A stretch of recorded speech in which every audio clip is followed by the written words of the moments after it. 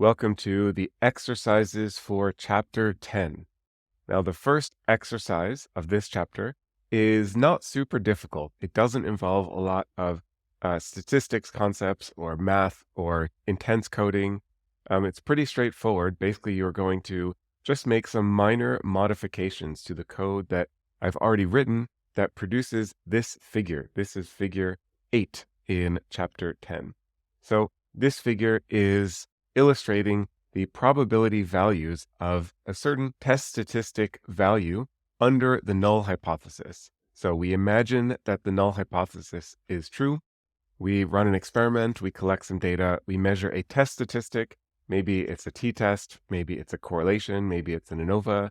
This is a little more conceptual, so it doesn't really matter exactly which statistic we are using.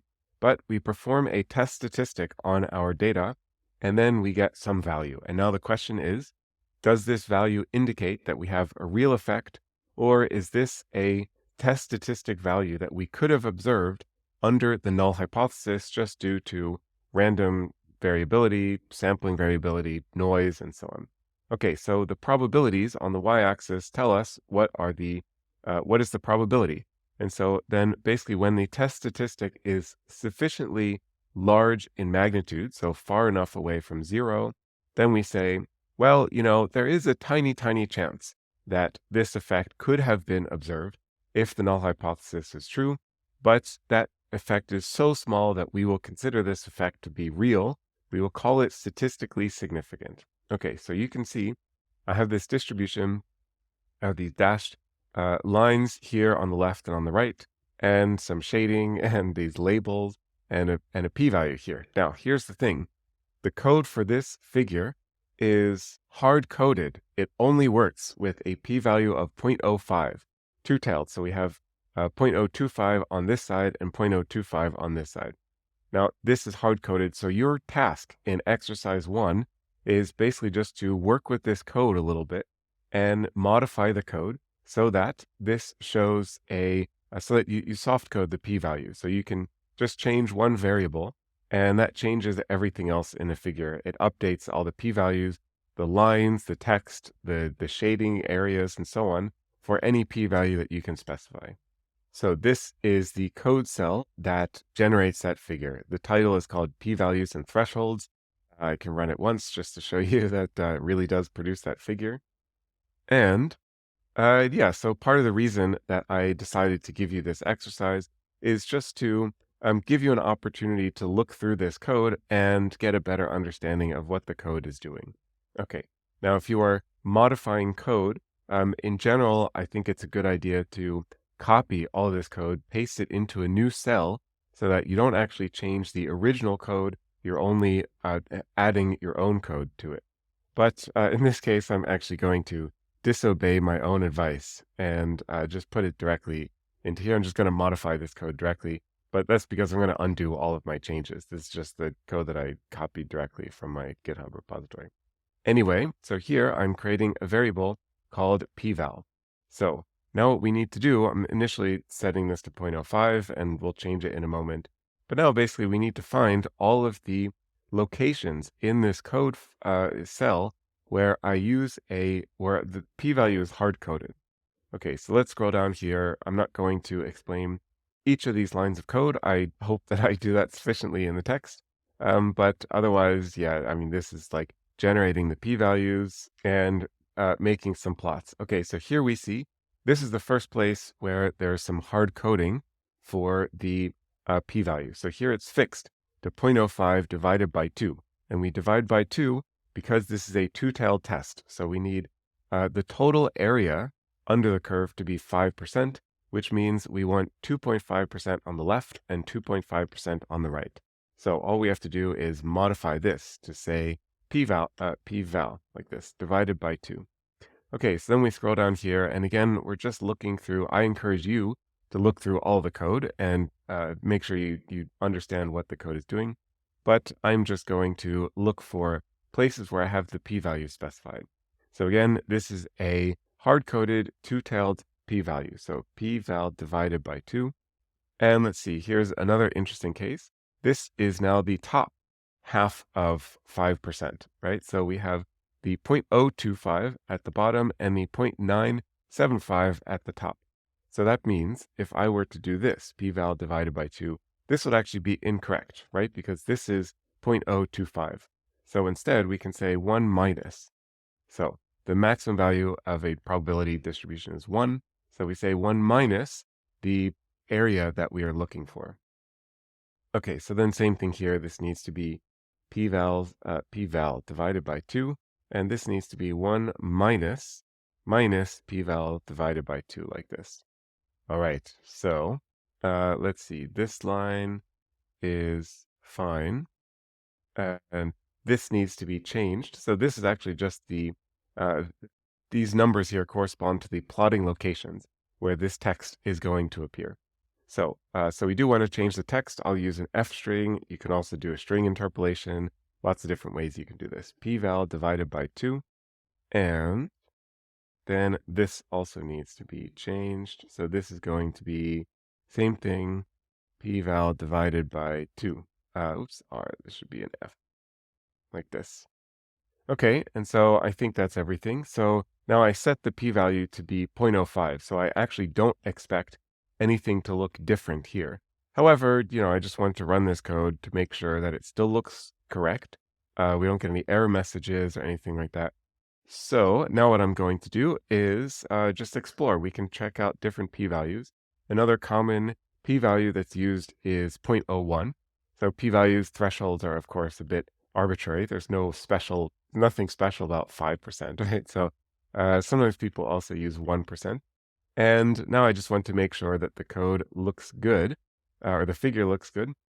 So here we see it's 0.05, so it's 0.005, excuse me. So 0.5% on either side of the distribution. And this is now not looking super great because the arrow is actually still pointing to this previous region. But I think I will leave that for you to fix on your own. Welcome to exercise 2 of chapter 10. The goal here is to explore the false alarm rate in random data. If you've never simulated and statistically analyzed random data, then this might be an eye-opening experience for you working through this exercise.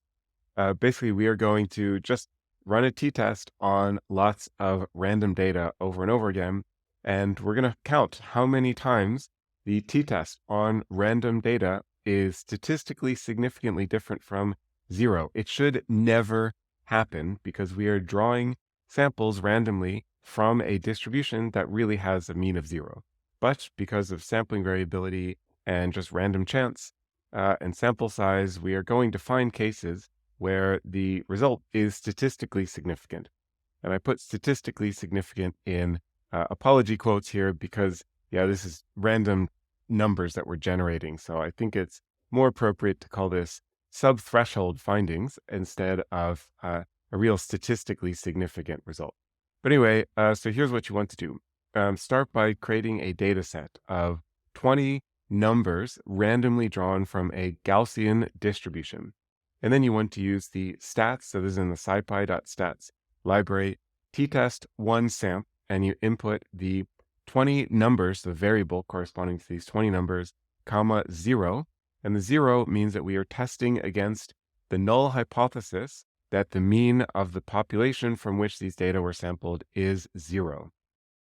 And then we're getting the second output in here, so output with index 1, because that corresponds to the p-value. The first output is the t-value. You will learn much more about t-tests slightly later in the book, in a couple of chapters from now. But basically, the t-test is evaluating the mean of a sample, the average value of a sample, and the probability that that sample was drawn from a population that has a mean of this value here, the null hypothesis value, which here we are setting to be 0. Okay, so we know, we are literally drawing these data from a distribution with a known mean of 0. So all of these t-tests should be non-significant. They should all have p-values greater than 0.05. So what you want to do for starters is implement this code and then print out a message that just reports the mean of the sample x and then the p-value from this t-test. And we just run it a bunch of times. It's random, so it's going to be different every time. but be interesting to see when it is significant. Okay, so there's more to do in this exercise, but I want to switch to Python first just to show you the first part of this exercise. So the first part of this exercise is just this one cell here. It's pretty straightforward. I'm generating a random data set and applying a t-test, getting the p-value, and then printing out the result. Okay, so the mean is minus 0.36 and the p-value is 0.06. So in this case, this is not considered to be statistically significant, but it's pretty close, actually. I mean, it's pretty close to the threshold. So let's try this again. Here, okay, it's further away, further away. Again, we expect all of these p-values to be greater than 0.05, but if you keep running this multiple times, you will find, come on, let me do it for me. Eventually, you're going to run it. Okay, here you go. Eventually, we get an average of this sample that is further away from 0 and a p-value that is smaller than 0.05. Pure chance. So this is considered a type 1 error. Okay, so there's more to do in this exercise. We're going to run an experiment. I'll switch back to the book text to explain that experiment. So we were running that t-test code over and over again manually and just looking at the results and waiting for a significant t-test to happen. So what you want to do now is run an experiment. This is going to be a parametric experiment. So repeat the t-test code 100 times. So this means 100 times you are storing the result of a t-test on newly generated random data. So in a for loop, generate a new random data set and run a t-test, record the p-value, and what you want to do is basically count the number of times out of 100 that the p-value was sub-threshold. So whether we would consider that to be a statistically significant test. Now, of course, with a significant threshold of 0.05, we expect 5% of the random samples to have a p-value smaller than 0.05. So out of 100 times should be 5. Again, we're always dealing with randomness, so it's not going to be exactly 5 every single time, but it should be somewhere around 5. Okay, so then once you have this code, you put that into another for loop, and there you're going to vary the alpha threshold between 0.001 and 0.9. Okay, and then you want to store all of the results and generate a plot that looks something like this. So here in panel A, we see the alpha threshold, so the predicted false alarm rate or the proportion of false alarms that we expect based on manipulating the alpha value between 0.001 and 0.9. So this is the theoretical prediction based on the alpha values that we have specified. Here is the observed, the empirical proportion of false alarms. So again, this is the number of tests out of 100 for each of these different alpha levels where the test was had a p-value less than 0.05. And you see that they match really, really closely. So the predicted and the observed dynamics in statistics are matching really, really closely. Very nice to see. Okay, and then what we see over here in panel B is a plot of the sample means as a function of the p-values. So you're running all of these tests, right? You have 100 tests for 100 random data sets, repeating that for all these different alpha thresholds. So that generates a lot of averages, sample averages, and a lot of p-values. So you store all of those sample means and all those p-values, and then you make a plot of one by the other. I have a couple of things to say about this, but I'll do that when I switch to code. All right, so here is where we specify the range of alpha values, again, from 0.001 to 0.9. Okay, and then this M here is for the number of repetitions. I don't know what M stands for. Mike, I guess, but usually I would call this variable something like N experiments or anyway, doesn't matter. Okay, so here we have this double for loop. This first for loop, we are looping over all of the alpha values, the various thresholds for labeling a finding as statistically significant. And here we have the loop over the 100 different experiments. Okay, so this code is just copied from from above. So generate new random data, run a t-test. Here we don't care about the t-value. So the first output of this function, you'll learn more about that in a couple of chapters. So we just get the p-value.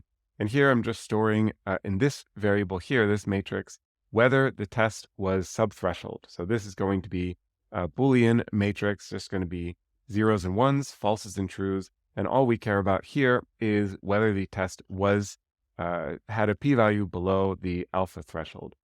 And then here I'm also storing all of the means and the p-values. So you can see it's the average of the sample and the p-value itself.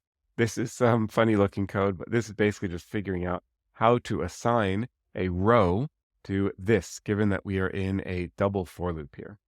Okay, so then we do some plotting, and let's see what this plot looks like. Well, not surprisingly, it looks like what I showed in the book. So the interesting thing about this plot here is you can see that the larger the mean, so the further away from zero, the smaller the p-value. Now, that is due to the fact that the t-test is based on the mean of the sample. So the mean is directly related to the p-value in a t-test. You will learn exactly why that is the case, including seeing all the formulas and so on in chapter 12, in the chapter on the t-test. But I also want to point out that it's not a perfect relationship, right? So it's not that the mean perfectly deterministically predicts the p-value. And that is because the t-test is not only based on the sample mean, it's also based on the sample standard deviation and the sample size. Now, the sample size is fixed here, but the standard deviation is going to change randomly because we are randomly generating these data. Okay, so you will learn more about the t-test in a couple of chapters. I hope you found this exercise illuminating to see the relationship between the expected versus the observed false alarm rate. Here, I just want to point out that it turns out this for loop here is not necessary because you can actually input a matrix. Here we are just inputting a vector, and then over these 100 different iterations, generating new data sets each time. So it turns out all of this stuff you can do without a for loop.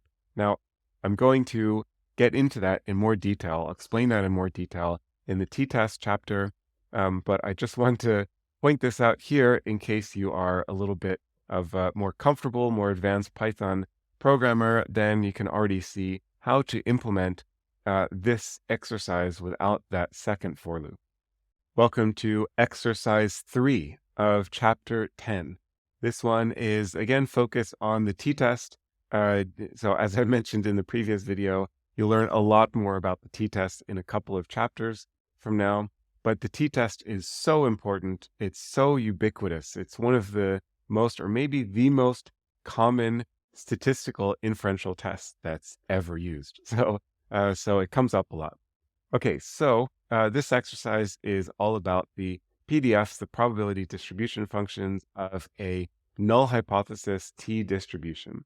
So we are going to explore what a t distribution looks like and what it's how the appearance of the distribution is affected by the one key parameter of the t distribution, which is called the degrees of freedom parameter.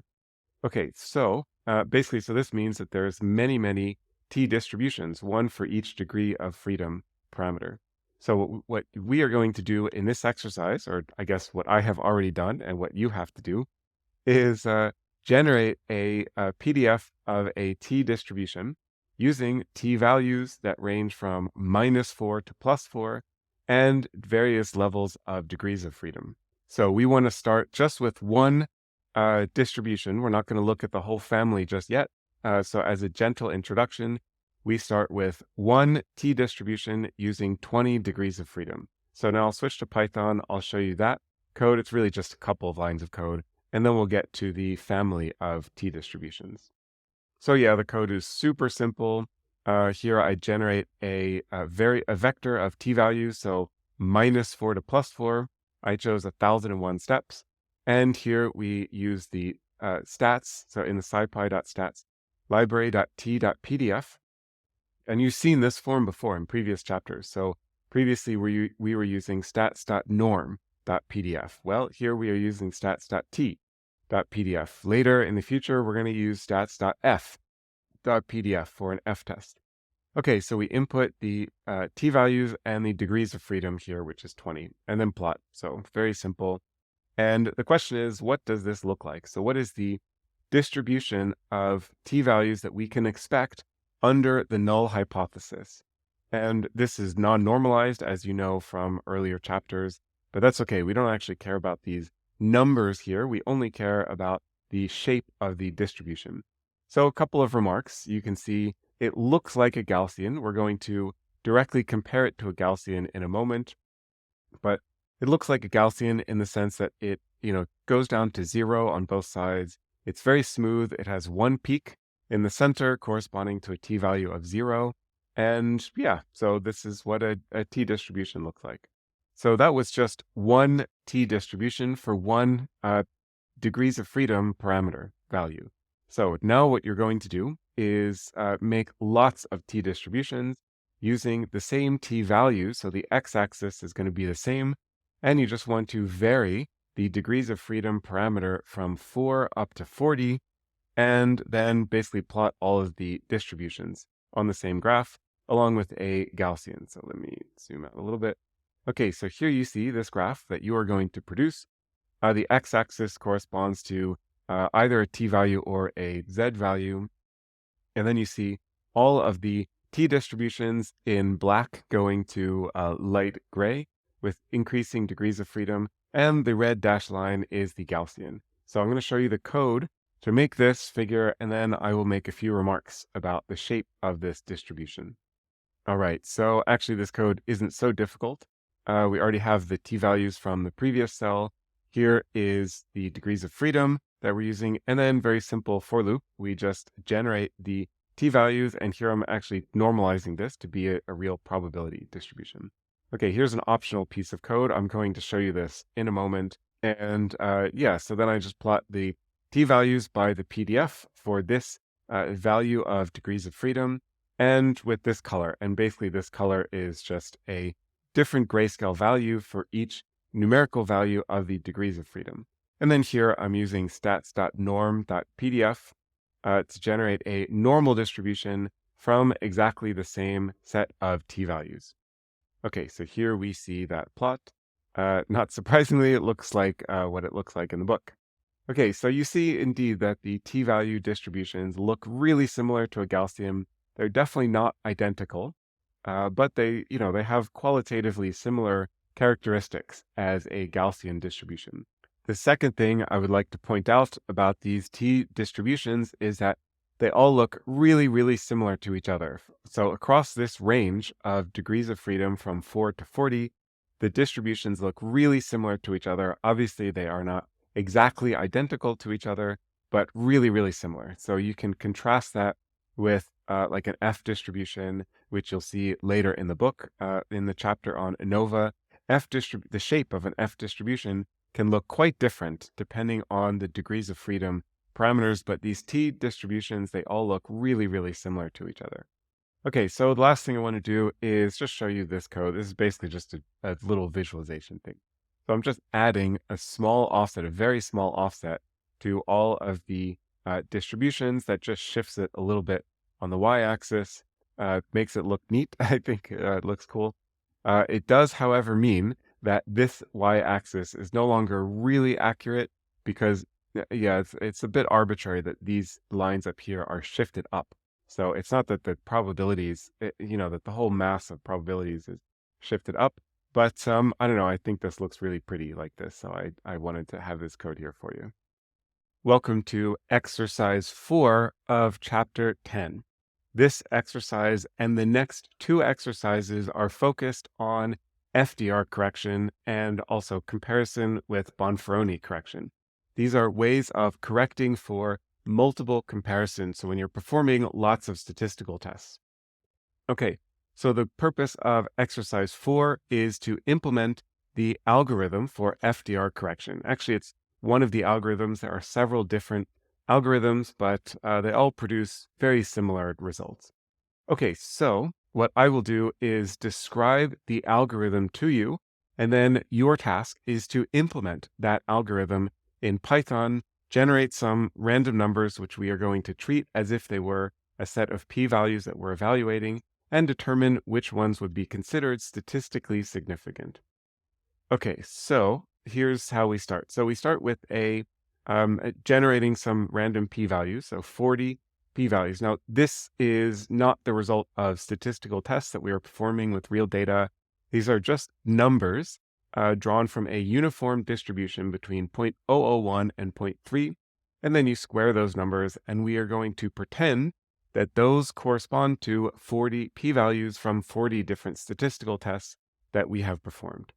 Okay, so here's the 3 steps for implementing this FDR correction algorithm. Sort the p-values, so you can sort them ascending, meaning that the first p-values are the smallest, and then they get larger. And then you want to compute what I call the linear interpolated p-value set. So basically, this is just linearly spaced numbers. It goes defined as v divided by k, so we already know k is the number of tests, or the number of p-values, which in this case is 40. And v is a vector of integers that goes from 1 to k. So basically, this is going to give us a vector of numbers that starts from close to 0, something a little bit higher than 0, basically 1/40th, and it's going to go up to 1. Okay, and then you compute the adjusted p-values basically by dividing this by this. So you divide the vector of sorted p-values by the linear interpolated vector of expected p-values. Okay, and then there's a little bit more to do, which I'm going to discuss in a moment. First, I want to show you the figure that you are going to produce for this exercise. So here on the x-axis, we see the sorting index. So this is just, it goes from 0 to 39 because we have 40 p-values that we simulated. Here in the gray squares, you see the sorted raw p-values that we simulated here. So you see, yeah, just they are sorted numbers.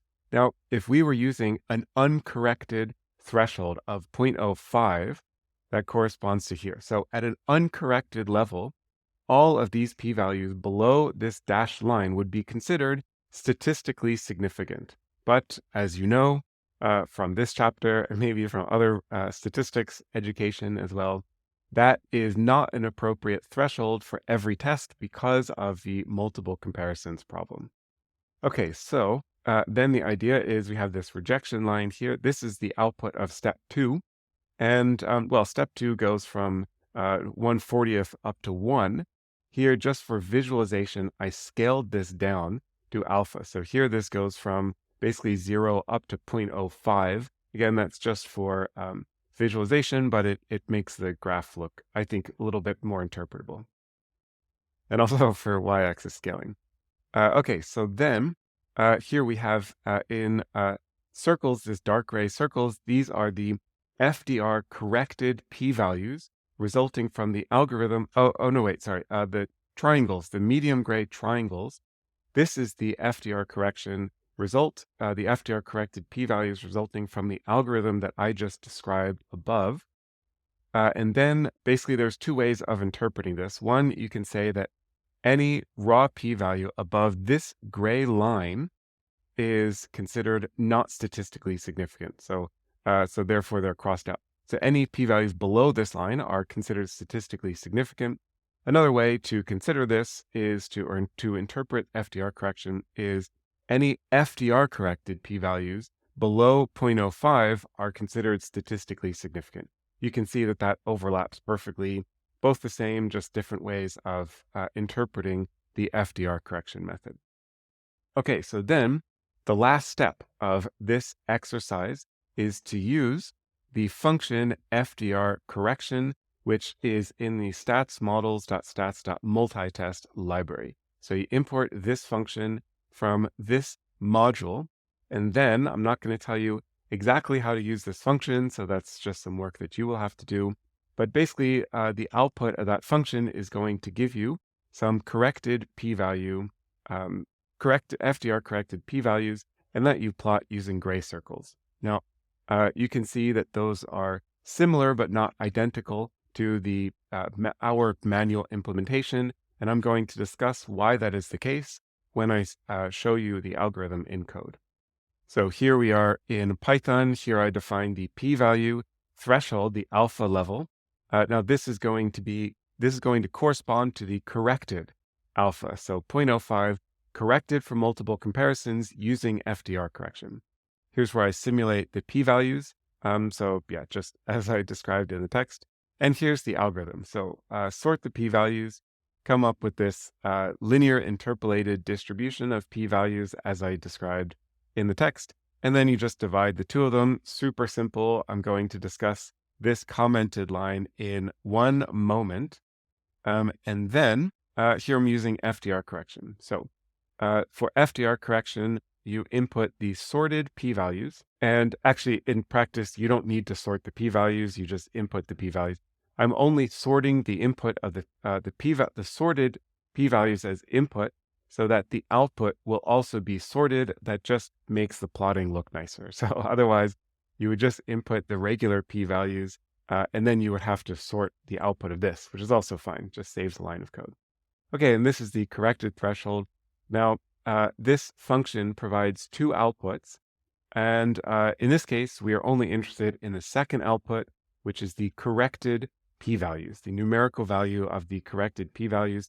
The first output is just a Boolean list of rejections. It's just trues and falses for which p-values would be considered statistically significant using the corrected threshold that we input here.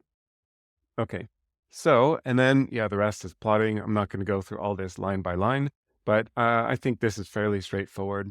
As I mentioned, I am scaling down this interpolated vector of expected p-values by the p-value threshold. That's just for the visualization.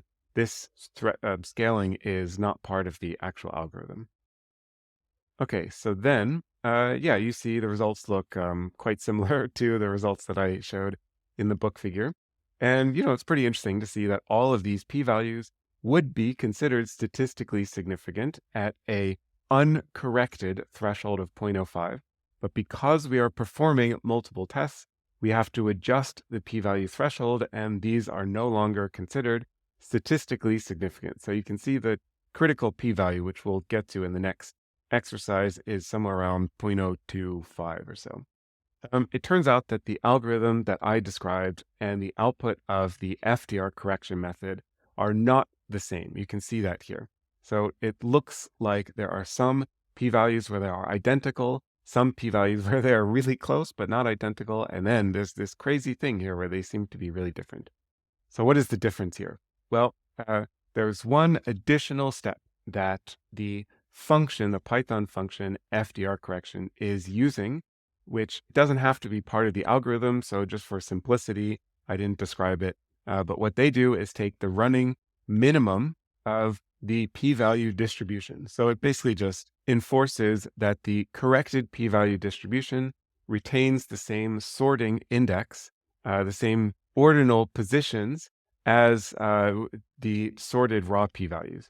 And to do that, to implement that running minimum, you can actually just uncomment this line, and that's going to give the same results as the function FDR correction. Okay, so very simple, very straightforward. That is how you implement one of the algorithms for FDR correction. And now in the next couple of videos, we're going to continue working with FDR correction method. This is the video for exercise 5 of chapter 10. And I'd like to begin this exercise by showing again this figure that we produced from the previous exercise, from exercise 4. So remember, what we did here was generate some random p-values that you see in the light gray boxes. And then we implemented the FDR correction algorithm and found that these would still be considered statistically significant, and these were not. Now, that was exercise 4. What we are going to do here in exercise 5 is find the correction threshold for identifying or labeling p-values as statistically significant. So what you want to do here is basically find the uncorrected p-value that corresponds to a corrected p-value of 0.05. So let me explain that again. So here you see the corrected p-values, right? This is what we got from the previous exercise. And here with the corrected p-values, you still consider anything less than 0.05 to be statistically significant with FDR correction. So, but that corresponds to an uncorrected p-value of whatever this is. Just eyeballing this, I'm going to say this is like 0.023, something like that. So therefore, this is a different way to use FDR correction. Instead of correcting the p-values, we find the corrected p-value threshold. So then we say any raw p-value, uncorrected p-value that is less than 0.023, or whatever this number is, that we consider to be statistically significant. Okay, and so your goal with this exercise, exercise 5, is just to write a bit of Python code that finds this uncorrected p-value threshold here. So basically, whatever this is. So the way you do this is by finding the largest p-value that is still considered statistically significant. So that would be actually this value here. And what is the raw p-value? So not the corrected p-value, but the uncorrected p-value that corresponds to the largest test that is considered statistically significant after FDR correction. Find that value, and that is your goal in exercise 5. So that's described here, but it's basically just saying what I just explained. So this is actually not so difficult in the sense that it doesn't require so many lines of code. In fact, this is the whole solution to the exercise here. So here I'm just getting a vector of Booleans that are corresponding to the tests that are significant and non-significant. In fact, this is also the output, the first output of the FDR correction method. So you can also just get the first output of the FDR correction function and use that. But here I'm just implementing it directly. So basically, any of the p-values that are less than or equal to the corrected threshold. And then it's fairly straightforward. We just find the largest of those. So here I'm finding all of the significant p-values, and then here I identify the last one. So in this case, the uncorrected p-value threshold based on FDR correction is 0.0164, and that is based on this function here. So 0.0164 is going to be, somewhere around here. And so we can say that any raw p-value that is less than 0.0164 would be considered statistically significant given FDR correction. The goal of exercise 6 and also the next exercise is to directly compare the results of Bonferroni correction and FDR correction. So these are two different ways of correcting for multiple comparisons of p-values, and they are not the same. They have different assumptions, different algorithms, different math, and they produce different results. Okay, so to directly compare them, we need a bunch of p-values. And so we are going to simulate 100 p-values. So a data set of 100 p-values, basically very similar to how we created them in the previous few exercises. So we simulate our p-values as u squared, where u is drawn from a uniform distribution between 0.001 and 0.25, slightly different. Previous couple exercises, it was 0.3, but same idea. Okay, so then using an alpha threshold of 0.05, you want to compute the percent of p-values that are sub-threshold. So if these were real data coming from real statistical tests, you want to know what is the proportion of these p-values that would be considered statistically significant using Bonferroni correction and using FDR correction. So I did this from one run, and I found that 76% of these 100 p-values would be considered statistically significant using FDR correction, and only 3% when using Bonferroni correction. Okay, now the question is, a couple questions. Why is there such a huge discrepancy? And which one is right, which one is wrong, or which one is better and which one is worse? And are these results even representative, or is this just totally random? And if I run the same code again, I might get exactly the opposite results, that, most of the Bonferroni correction were significant and most of the FDR were non-significant. Okay, so the first two questions you have to answer on your own. I'm going to discuss the reason why these are different and which one is better in the Python section. when I show you the code. But we can empirically assess whether these results are representative. And to do that, basically you want to take this code that you write for this section and embed that into a for loop over 100 different iterations. So basically 100 times you will generate 100 p-values and compute the percentage of those p-values that are significant or sub-threshold using FDR and Bonferroni correction. And then you can print out your results like this. So the average for FDR, the average was 81% of p-values were significant with a standard deviation of 7%. So this is the mean and standard deviation over the 100 repetitions. And basically what this illustrates is that these results actually are pretty representative. So FDR correction gives us a lot more results that we would consider to be statistically significant compared to Bonferroni correction in this simulation. So the first part of this exercise is not too difficult to implement. Here I'm simulating the distribution of p-values. This is the Bonferroni threshold, very simple, just 0.05 divided by the total number of tests we are performing.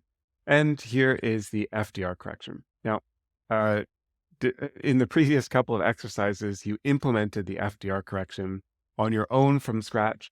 But in general, it's just easier to use this function. This is one of these cases where I think for educational purposes during learning, it's great to implement these algorithms on your own because then you really understand them. You get the feeling for how they work.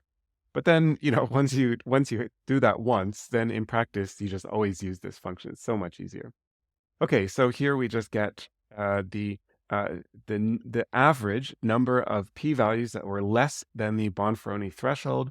And here, you'll remember from the previous couple of exercises that FDR correction function gives a tuple as outputs. Previously, we were using the second output, which is the corrected p-values. The first output is a Boolean vector. It's trues and falses, and that's what I'm using here. So just the average number of trues for the significant results there. Okay, and then, here you see pretty comparable to what I showed in the book. But of course, each time you rerun this, it's going to be slightly different. And that leads to our experiment. So here, the idea is the same thing. So we take exactly the same code. This is also basically the same code. I'm just embedding this inside a matrix where we have 100 repetitions and these two elements corresponding to the FDR correction and Bonferroni correction. And then I just take the average of those. So that is pretty straightforward.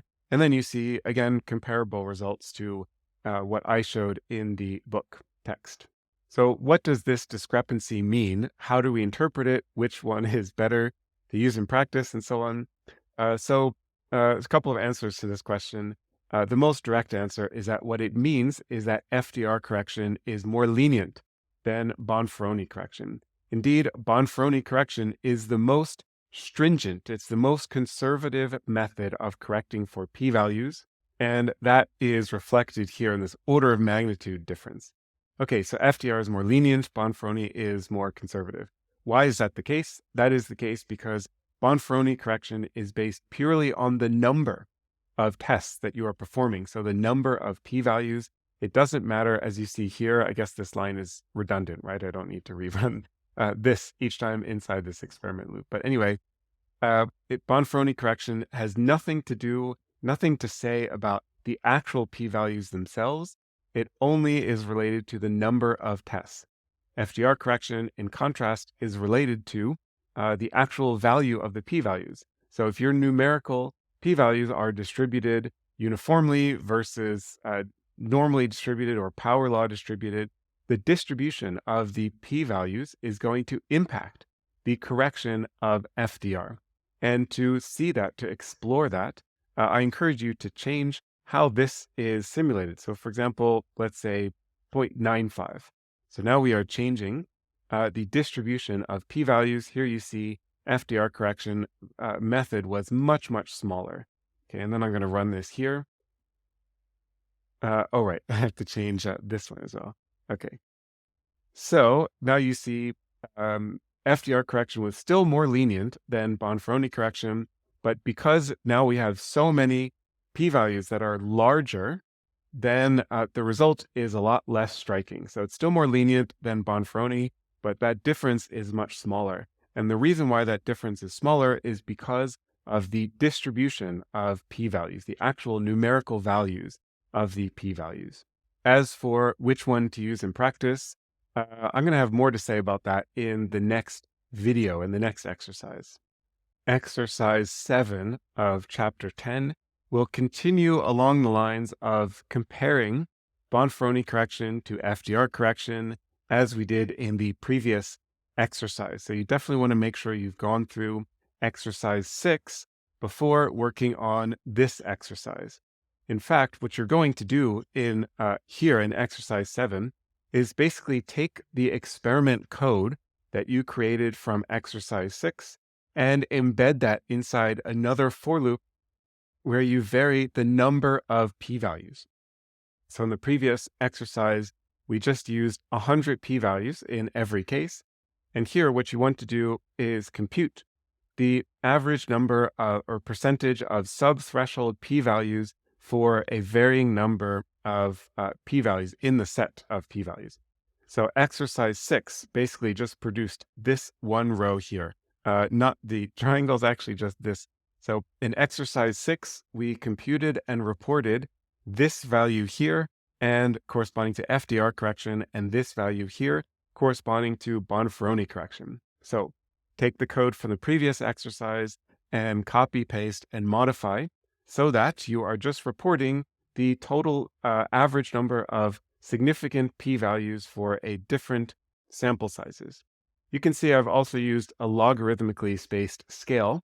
So the number of p-values is not increasing linearly. There's more values, there's more data points here for smaller p-values and fewer data points as we get to larger p-values.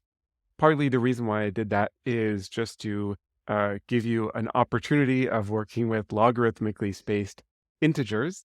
And also partly because, yeah, you can see in this plot that all the interesting stuff is happening for small p-values. Once you get to these larger p-value sets, it doesn't really change that much. Okay, so I hope that makes sense. And I hope you enjoy working through this exercise. I'm going to now switch to Python and walk through my solution. So here I create the vector of sample sizes or p-value set sizes. You can see it's logarithmically spaced numbers between 2 and 500. And then here I specify that the output should be integers. So that's going to force integers. That is important because, yeah, it's not possible to have like 3.27 p-values. It has to be 3 or 4 p-values. Okay, so yeah, let's see. The rest of this stuff is almost exactly identical to the previous exercise. Let me say this code is nearly identical to the code from the previous exercise, and that gets embedded inside this additional for loop over the set sizes. The only thing that's added here is I'm also getting the uncorrected p-values. So this is just the raw p-values. How many of those are less than 0.05? So this would be the number of tests that are significant using an uncorrected p-value threshold of 0.05. Okay, so yeah, you can see I'm adding all these results together, and here I just divide by 100, which is the number of repetitions in the experiment for each sample size. And we do that just because, yeah, we're generating random numbers, so the proportions will differ each time we redraw random numbers. So averaging just gives us a little bit more stability. Okay, so yeah, this basically just reproduces the plot that I showed in the book text. And yeah, the interesting thing to note here is that Bonferroni correction just falls precipitously, kind of this exponential decay here. And that's because Bonferroni is purely based on the number of tests. It has nothing to do with the actual distribution, the numerical values of the p-values. And you can also see that in this case, the FDR correction and the uncorrected threshold is pretty similar throughout the entire number of p-values. There's some weird stuff happening here, but that's because we have so few p-values, so the averages are less stable. So question is, why do you see this difference between Bonferroni and FDR, and why is FDR so close to the uncorrected?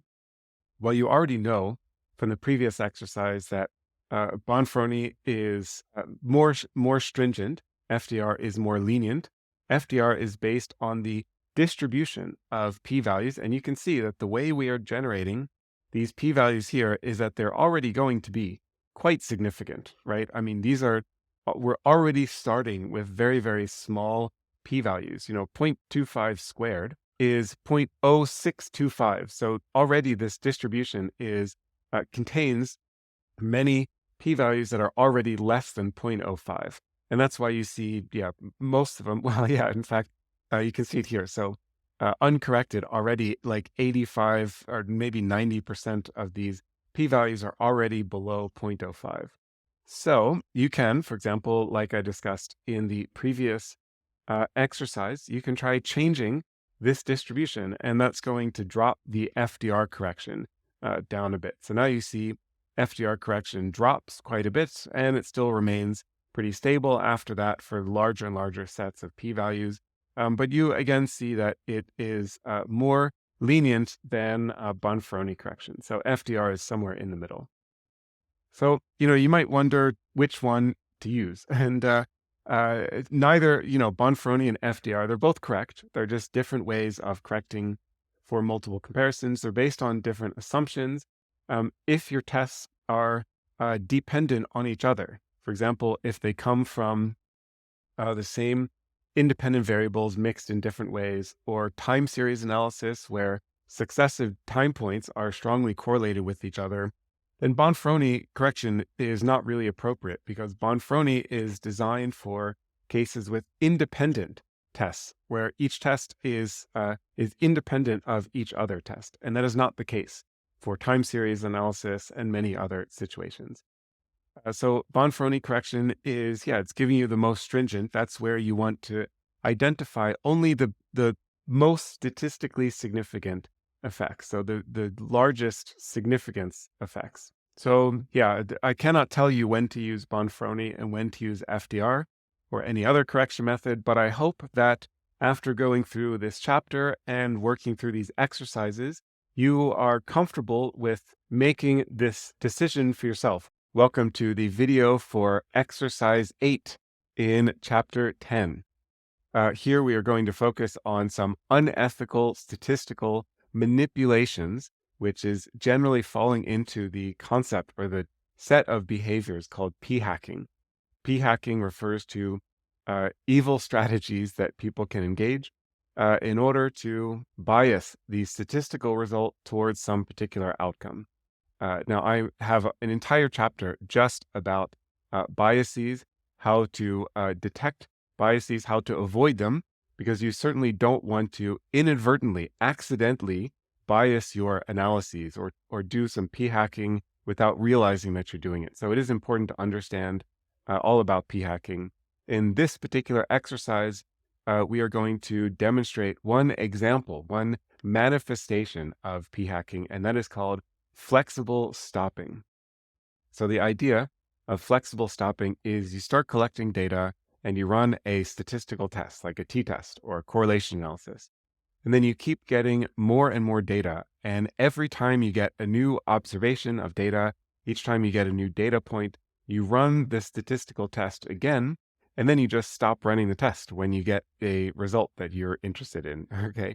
So it's unethical statistical practice. I have more to say about it in later in the book. But here in this exercise, you are going to discover the risk of flexible stopping. Okay, so here's what you want to do. Generate a data set comprising 5 numbers drawn from a standard normal distribution and test against the null hypothesis that they were drawn from a population of 0 using the t-test function it's in the SciPy library, and this is the same t-test operation that we were using in the first couple of exercises in this chapter. Now, you know that these data are drawn from a population of with a true mean of 0. So in fact, all of these statistical tests should be non-significant. It shouldn't matter in theory. It shouldn't matter what is the sample size. It shouldn't matter if we keep collecting data. Basically, we should always find a non-significant result because we are really drawing these numbers from a distribution that has a mean equal to the null hypothesis value. Okay, so then set up a while loop, and at each iteration inside the while loop, add 3 more numbers to the sample. So you start off with 5 numbers drawn from a standard normal distribution, and then at the next iteration of the while loop, you add another 3 numbers. So you keep these 5 numbers, but now the data set gets up to a size 8. So now you have a sample size of 8. The first 5 numbers are from the original data set, and then you just add 3 more. And then the next iteration, you have 11 because you started with 5, and you add 3 more from the first iteration, and then you add 3 more, etc. So we're not generating new numbers each iteration inside the while loop. We're taking the data set that we have and just concatenating more and more numbers onto the end of it. Okay, and then each time you add more numbers, more data points, run a t-test again, and store the p-values. Okay, and then you can make a plot of the p-values on the y-axis as a function of the sample size on the x-axis. Again, these are not unique sample sizes. So this sample size here, 100, this is the same samples as coming from this p-value, right? So plus 3 new ones. So it's 97 of exactly the same. So let me say it again. So of these 100 data points, 97 of these data points are exactly the same as the 97 data points in here. We just added 3 more, and so on. Here is the p-value threshold, the significance threshold of 0.05. And what do you see? What happened here is that the result was non-significant, but I want a significant result. So I keep adding more and more data, and then eventually the p-value goes down. And this is a false alarm. We continue to get false alarms here. Okay, so now I will switch to Python. I have a few more things I want to say about this figure, but I'll do that when I show you the code. So here you see the code for this exercise. Here I start off with 5 numbers drawn randomly from a normal distribution. And then here is the while loop that goes through the experiment. Now you could also set this up as a for loop. It'd be totally fine. But we do almost everything in for loops.